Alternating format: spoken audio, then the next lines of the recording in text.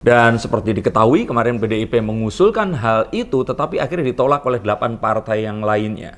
Dan ini sepertinya adalah sebuah langkah yang merupakan, karena jika nanti Mbak Puan yang diangkat dan Mas Ganjar ini tidak dipilih, ada ketakutan Mas Ganjar akan dipinang oleh partai. Maka kalau menurut saya, ini adalah saat yang tepat untuk partai PDIP mungkin harus berbenah diri, melihat ke masa depan, untuk berteman dengan pemilih mereka, move on.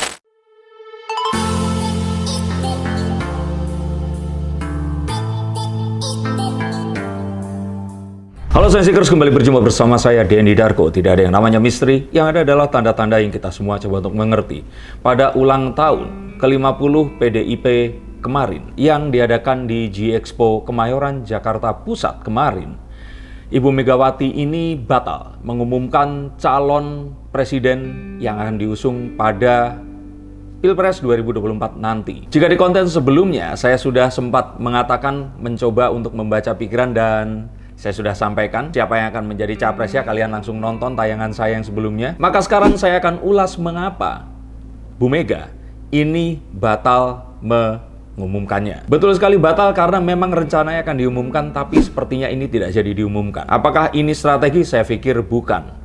Ini terjadi karena langkah yang sebelumnya dilemparkan untuk mengukur kira-kira partai-partai ini akan setuju atau tidak, ini tidak terjadi seperti apa yang diharapkan. Nah, langkah apa itu dan kira-kira mengapa kok capresnya yang dia? Kita akan lihat menggunakan kartu-kartu saya. Ini semua terjadi karena penolakan 8 partai yang lainnya terhadap usulan dari PDIP untuk merubah sistem pemilihan menjadi proporsional tertutup. Oke, jika kalian tidak tahu proporsional tertutup itu apa, coba tanya kepada om, tante, atau siapapun, atau mungkin siapapun yang pernah ingat seperti saya, dulu saat kita pemilu itu tidak mencoblos wajah orang, tapi mencoblos lambang partai. Nah, itulah proporsional tertutup. Saat ini kita berubah menjadi proporsional terbuka, di mana wakil yang kita pilih adalah orang yang kita kenal. Dan seperti diketahui, kemarin PDIP mengusulkan hal itu, tetapi akhirnya ditolak oleh 8 partai yang lainnya.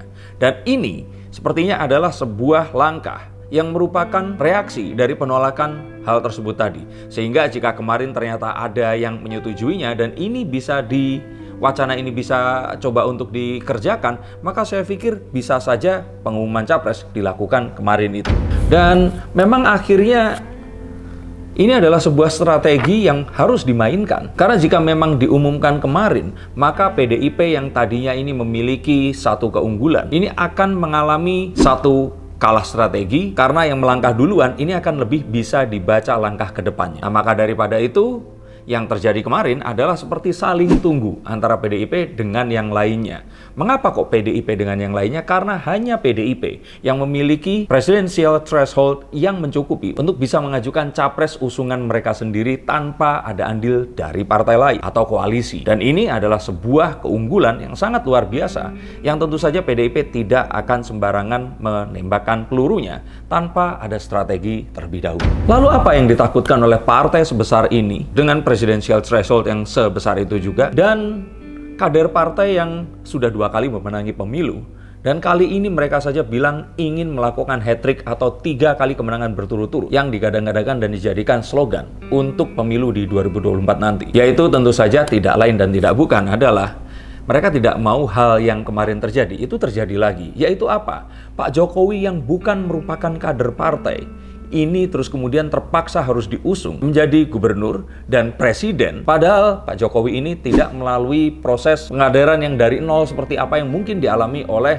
Mbak Puan atau Pak Ganjar Pranowo dan orang-orang yang lainnya. Maka takutnya kejadian yang bukan direncanakan terus kemudian harus naik menjadi capres, ini yang ditakutkan. Loh, tapi Pak Ganjar kan kader partai yang memang mulai dari nol, bahkan dari mahasiswa. Betul sekali. Tetapi saat ini kan Pak Ganjar ini mungkin bukan yang direncanakan. Mungkin di awal yang direncanakan adalah Mbak Puan. Tetapi terjadi satu hal yang terus kemudian membuat elektabilitas Pak Ganjar ini jauh melejit, bahkan berkali lipat dibandingkan Mbak Puan Maharani. Apakah itu?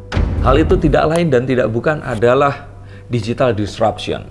Bagaimana kemajuan teknologi digital membuat seseorang ini bisa terus kemudian dicintai dan disukai oleh orang-orang yang lain dalam jumlah yang banyak. Sistem pengidolaan yang terus kemudian muncul karena kekuatan media massa. Ini sama seperti apa yang terjadi dengan para influencer dan juga YouTuber dan pesohor yang lainnya. Di awal dulu tanpa alasan yang jelas, tiba-tiba orang seperti Atta Halilintar dan Ria Ricis kemudian mendapatkan spotlight dan juga dukungan masyarakat hanya karena satu hal yang terus kemudian membuat orang-orang ini menjadi menyukai dan terus kemudian mengidolakan dan mengikuti mereka. Dan saat itu sudah terjadi, tidak akan ada sebuah penjelasan logis yang akan bisa mendeskripsikan dan mengukur mengapa hal itu terjadi. Dan ini terjadi pada Mas Ganjar Pranowo. Dia pun mungkin tidak menyangka, tetapi elektabilitas dan kepopularitasannya yang luar biasa membuat masyarakat ini terus kemudian memilih, sama seperti kejadian waktu Pak Jokowi kemarin akhirnya mendapatkan dukungan saat menjadi wali kota, gubernur, dan terus kemudian menjadi presiden Republik Indonesia. Dan sepertinya PDIP kapok kalau kejadian seperti itu lagi. Tapi apa mau dikatakan, digital disruption masih dan terus akan terjadi. Apakah mau ditentang hal itu tadi? Mengapa belum move on juga? Ini tampak dari pidato kenegaraan Ibu Mega yang belum bisa move on dan menceritakan bagaimana PDIP ini menciptakan kader-kader mereka, mencontohkan dengan banyak sekali contoh yang terjadi dan mencontohkan bagaimana dirinya ini dipilih menjadi ketua umum yang seakan-akan ingin memberitahukan kepada masyarakat seluas-luasnya bahwa begini loh cara perpolitikan yang baik dan benar, yang memang jalan yang harus dilalui. Dan sambil senggol sana senggol sini, beliau mengajak untuk masyarakat mengetahui pentingnya hal tersebut dan bagaimana itu masih tetap harus dipegang hingga saat ini. Tapi apakah mungkin hal tersebut masih akan bisa suitable, bisa sesuai, bisa aplikatif dilakukan di zaman milenial seperti sekarang ini? Kalau saya kira bisa, tetapi ya tidak bisa juga, karena tidak bisa dipungkiri bahkan sejak demokrasi di Athena dulu, di mana demokrasi itu dilahirkan, sudah diramalkan bahwa demokrasi ini akan berpihak kepada orang-orang yang terus menjadi pemimpin karena kepopularitasan mereka. Masyarakat yang mengenal, menyukai, dan pada dasarnya karena manusia makhluk sosial akan lebih memilih sesuatu yang mereka kenal dan sukai. Maka jika pernah saya bahas di konten sebelumnya, mau apapun yang dikaitkan dengan Pak Ganjar Pranowo atau Mas Ganjar ini, kasus apapun yang terus kemudian akan diangkat dan disematkan, tidak akan membuat pilihan orang-orang ini menjadi luntur.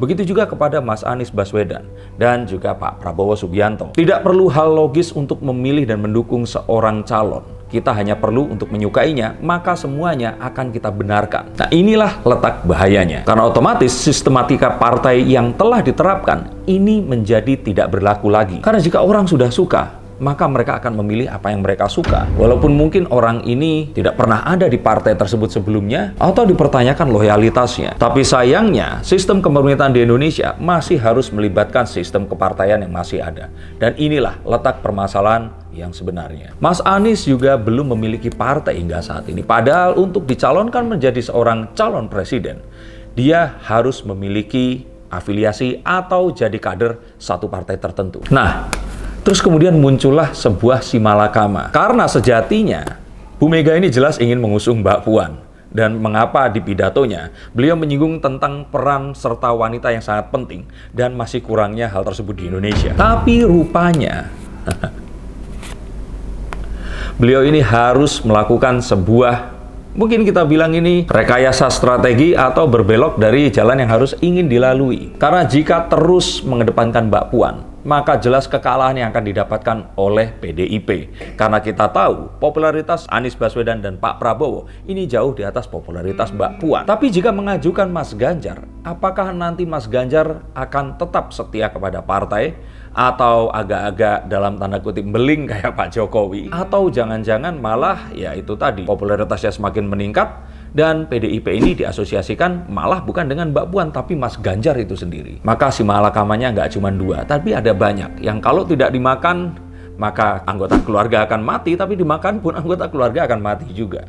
Disinilah letak semuanya itu terjadi. Karena jika nanti Mbak Puan yang diangkat dan Mas Ganjar ini tidak dipilih, ada ketakutan Mas Ganjar akan dipinang oleh partai yang lain. Tetapi kita tahu bahwa kesetiaan Ganjar Pranowo ini sudah sampai mendarah daging. Bahkan kita semua tahu bahwa Mas Ganjar ini sudah menjadi seorang kader partai sejak dia masih menjadi seorang mahasiswa. Lalu apa mungkin Mas Ganjar di sini akan mengkhianati Bu Mega? Tentu saja tidak, tetapi ada satu faktor lain yang kita harus tahu. Sekarang ini ada partai-partai yang lain, ada PDIP, dan ada satu lagi, yaitu Pak Jokowi yang akan berhenti ke pemerintahannya. Dan dia tentu saja pasti akan masih memiliki pengaruh yang kuat sebelum hal itu terjadi. Maka jika nanti diumumkan lebih awal, dan Mas Ganjar terpaksa tidak masuk ke dalam apa yang direncanakan, maka bisa jadi Mas Ganjar ini akan ditarik oleh Pak Jokowi yang kita tidak akan pernah tahu ini akan pergi kemana. Apakah akan tetap di PDIP atau dengan kepopularitasannya sebagai presiden yang 2 kali menjabat dan sangat fenomenal. Karena setahu saya yang pernah dijadikan sampul majalah Times ini hanya Pak Jokowi. Coba tuliskan jika ternyata saya salah. Maka ini adalah ketakutan yang akan lebih besar lagi jika sampai terjadi nanti. Maka saya kira tidak berlebihan jika saya bilang Bu Mega ini tersandera di tengah-tengah Pak Jokowi dan Mas Ganjar.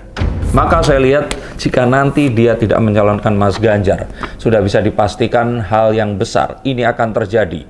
Dan akan ada, kalau saya bilang ini seberang menyeberang yang terjadi, dan ini akan keluar dari PDIP. Maka keselamatan partai ini malah akan terancam di sini. Maka menurut saya sama seperti yang kemarin saya sampaikan.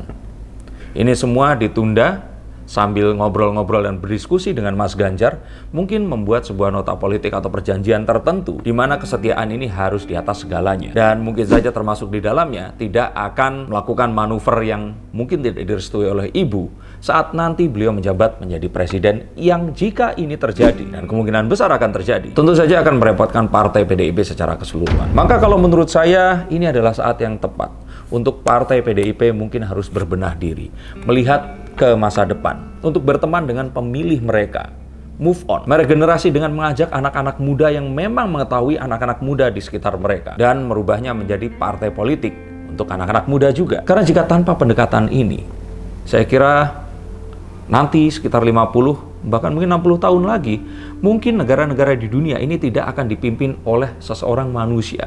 Mungkin saja akan ada kecerdasan buatan atau artificial intelligence yang akan memimpin sebuah negara.